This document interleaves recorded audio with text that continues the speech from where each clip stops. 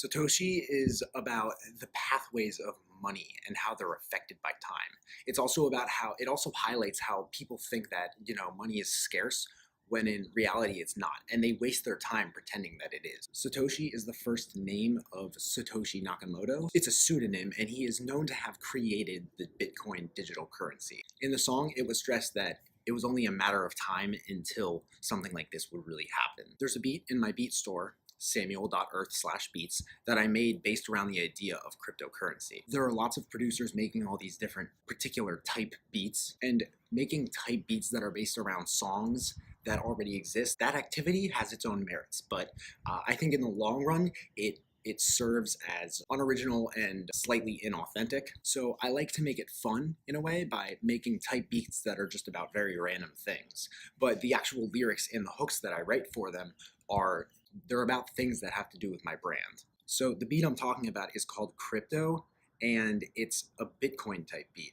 I loved how the beat turned out, so I wanted to make another Bitcoin type beat for this EP. I think people let money dictate a lot of their decisions for them in some ways, and they don't really put that much work into making the decisions themselves, taking that extra initiative. And I feel like they ignore a lot of other very important factors at play when, that instant gratification kicks in on its own. Pretending that money is the root of all evil, it's scarce, these things are just not true. These are limiting beliefs and they hold people back, but I try to make that subtle throughout at least the first half of the song. The sound effects are used to paint the picture of the song a little bit more vividly, and I like to think that I kind of achieved that in a sense, but at the end of the day, I'm not any more the judge than I am the creator. Money is like the new scope. Everything is big when you zoom in up close. What? Money is, you can look at it very closely, but when you do, all of those decisions and important factors, they're amplified along with the money. In The Millionaire Real Estate Investor, or one of Gary Keller's other books, I don't remember particularly, he says that money doesn't change you, it just amplifies who you are.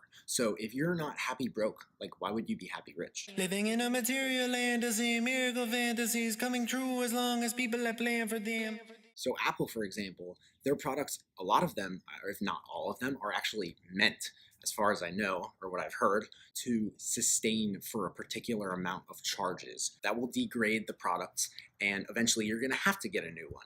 So it's kind of like the material fantasy of having, an iPhone or whatever. The material fantasy comes true as long as it's planned to be coming true, as long as it's planned to be staying true. The rich is acting poor, the poor is acting rich. I find myself applauding the people who wrote the script. I think a lot of people try to look richer than they are, and they spend a lot of their money actually doing that. They don't spend their money actually getting more money. In The Heart Part 4, Kendrick Lamar will say that real hustlers lose money just to go get some more. And I think that makes a lot of sense, because if you're not investing, you are consuming. A lot of other rappers will go in debt because they spend so much money on this Gucci belt or whatever. But a lot of the richest people in the world, like Warren Buffett, lives in a middle-class neighborhood, and he goes to McDonald's every day in the morning. And his breakfast is like $3.